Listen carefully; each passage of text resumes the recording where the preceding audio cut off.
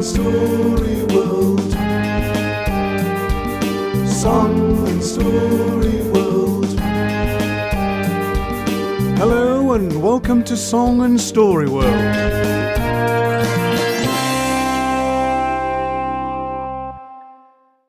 Emperors are a bit like kings, except they don't usually wear crowns. This one did. His name was Alphonsus, and he was a sartorial snob. Ask a grown-up what that means. He loved posh clothes, and being an emperor, Alphonsus could afford the very best, and he was a show-off. Although he had wardrobes and wardrobes full of clothes and shoes, he didn't have many brains, and so was forced to be noticed not for his intellect, but for his peacock performances as he strutted around the palace and round the town, showing his staff and subjects, just how glorious he was.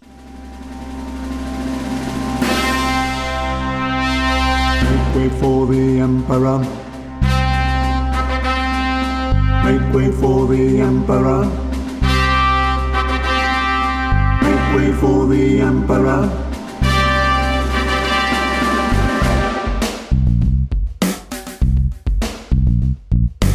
Riding through the old town, so splendid a sight. Just up there on his horse, he seems to have got everything right. With his breeches of silk, his sparkling crown, pointer green shoes and rich purple gown, he's a picture. Make way for the emperor. He looks so impressive. He knows he looks good. He likes to look smart because, well, every emperor should. And the people look on in the rags and the tatters. He's got money to spare, but that doesn't matter. He's an emperor. Make way for the emperor. Some say he's a show-off. Some say he's a fool. He spends all his money on clothes. Well, they do look cool. He's got money to spare, which he spends with a passion. He likes to keep up with the latest in fashion. He's a dandy. Make way for the emperor. Hey, look at me, says the emperor on his horse. What do you see? Well, my very fine clothes, of course. Hey, look this way. Have you ever seen such a sight? I look splendid, gorgeous, dazzling, lavish, magnificent. Gloves trimmed in ermine, which look, well, just the job. He waves them around as he rides through the mob. His socks are all silky and smooth to the touch. They're very expensive. It's never too much. He's a rich man. Make way for the emperor. Just take a peek, and I know you'll be impressed. Don't I look chic? I'm loving the way I'm dressed. Open your eyes, just look up and soak in the view. I look noble, sumptuous, imposing, grandiose, magnificent. Riding through the old town, so splendid a sight. Just up there on his horse, he seems to have got everything right. With his breeches of silk, his sparkling crown, pointer green shoes and rich purple gown, he's a picture. Make way for the emperor.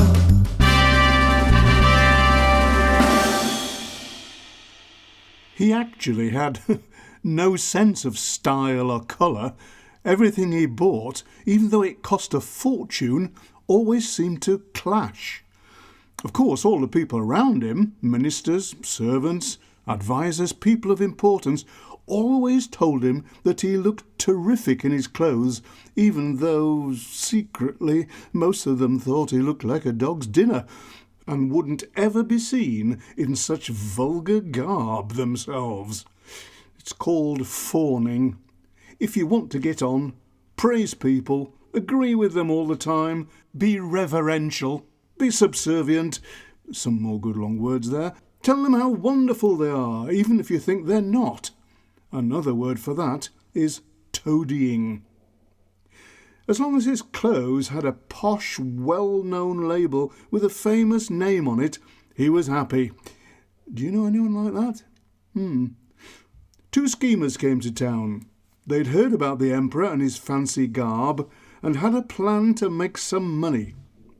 They went to the palace and, surrounded by courtiers, advisers, assorted important people, ministers, and of course the fancily dressed emperor, said, "We are tailors, your emperorness.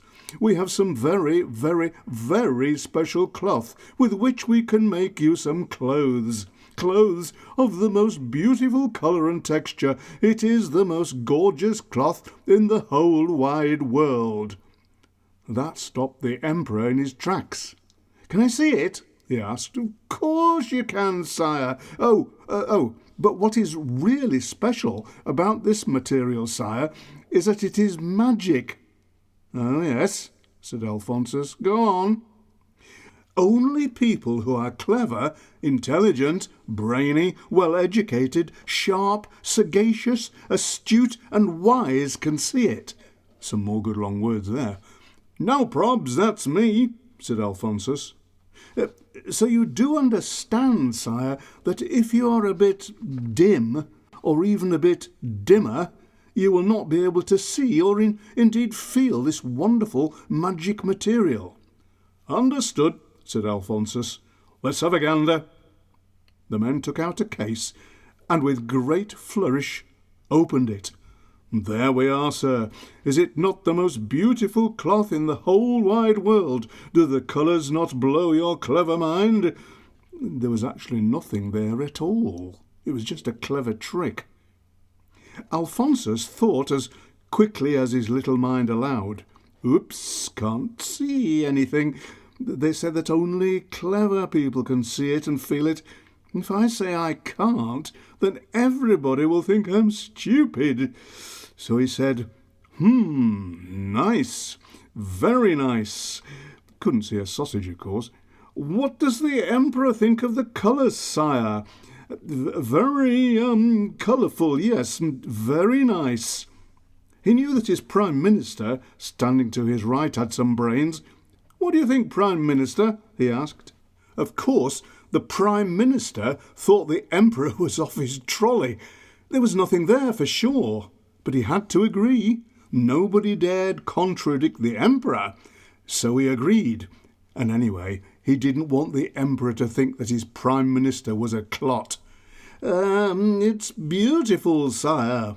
All the other toadies, ministers, advisers, people of importance, agreed. If the Emperor and the Prime Minister could see it, then it must be me that's stupid, they all thought. I'd better agree. So they did. They really were stupid. What dopes!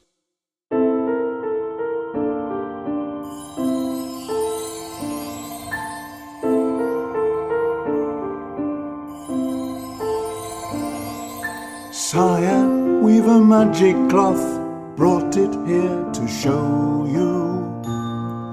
Sire, it's so beautiful, and we really know you'll love it. Just one thing about this cloth, be sure you can never, ever see it. If your brain is small, if you are not clever, if you're simple, but yourself, sire, with all your wisdom, with all your knowledge, you're not like those stupid ones whose brains are made of porridge. Are you?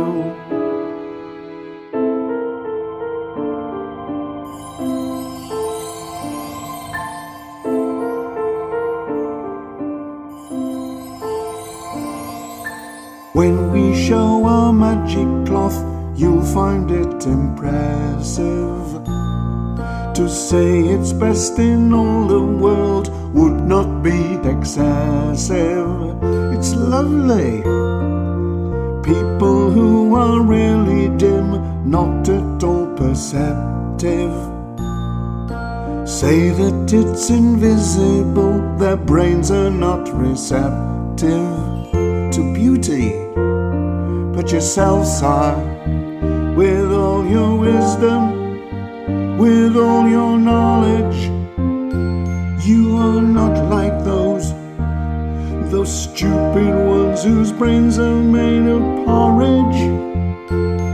Now are you, sire?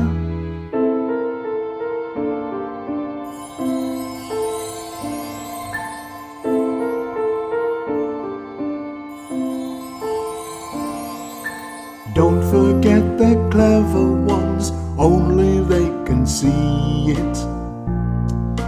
Brainy ones, intelligent, only they agree. It's dazzling.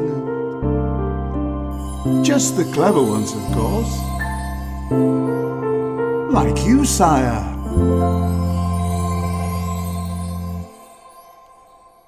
A few weeks later, the two schemers declared that the world's most beautiful clothes were ready. The courtiers, advisers, assorted important people, ministers, and of course the emperor were gathered together. The schemers made a big show of presenting the clothes. Ta-da! Well, they didn't actually say that. That would have been ridiculous. But what was ridiculous was that the emperor, still not wanting anyone to think he was not clever, said, "Brilliant! Oh, yes, wonderful clothes. Honestly." "That will be £1,000, please, sire," said the schemers. "Money well spent," said the emperor. "You can wear them for your procession this afternoon." "Brill idea," said Alfonso. "Help me get them on, would you?" He took off the clothes he was wearing, leaving only his underpants on. How silly he must have looked as the two schemers helped him on with clothes that weren't even there. The courtiers, advisers, assorted important people and ministers tried not to laugh as they saw their highly exalted emperor almost stark naked. "Sorry we can't wait for the procession," said the schemers. "Got an appointment a long way away." "OK," said Alfonso. "Give them the cash, Chancellor." And with that, the two schemers legged it swiftly down the road with £500 each in their pockets. Money for nothing. Literally. The procession got under way. The population, riffraff, had been told about the magic clothes and, not wanting to be seen as dim, cheered as the emperor rode through the town almost naked. All was going well until a little boy in the crowd, who had not been told about the magic clothes, shouted out very, very loudly, "The emperor's got no clothes on! He's got no clothes on!" There was a stunned silence from the cheering crowd. The emperor reined in his horse, and suddenly people in the crowd started pointing and shouting, "He's got no clothes on! The emperor's got no clothes on!" Suddenly, instead of cheering, the crowd was jeering. Even the courtiers, advisers, assorted important people and ministers started to laugh. And my, was Alfonso embarrassed. Yes, you bet. Now, I'm not sure what lesson Emperor Alfonso learnt from that situation, but you can learn always to be honest, no matter what that honesty might bring. Oh, and you can learn to always go to a high street shop for your clothes.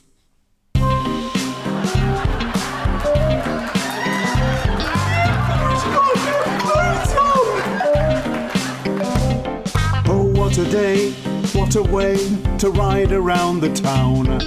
I bet he wished, you bet he wished, he'd worn his purple gown. Oh, what a sight, what a plight, to find yourself exposed. I bet he wished, he surely wished, he'd worn his other clothes. Thank goodness for his underpants, they covered up his bits.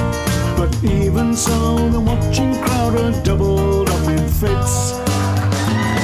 Oh, what a clot, what a spot of bother he is in.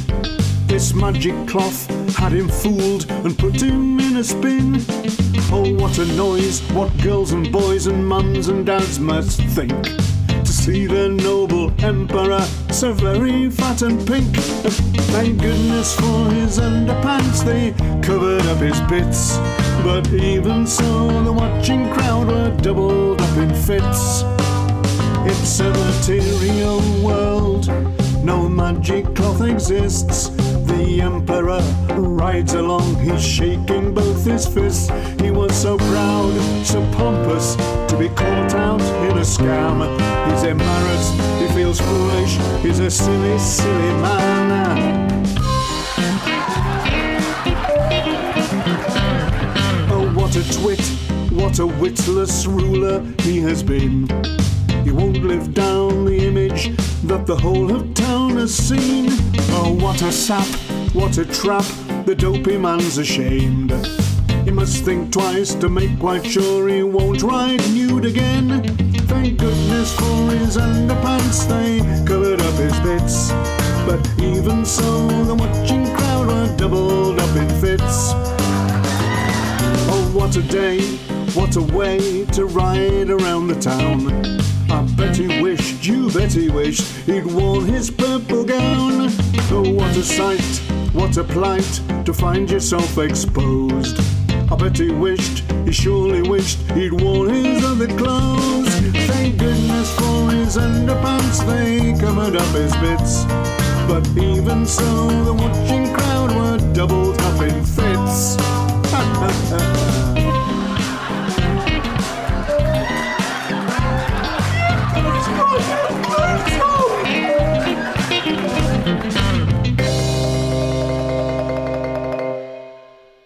Song and story.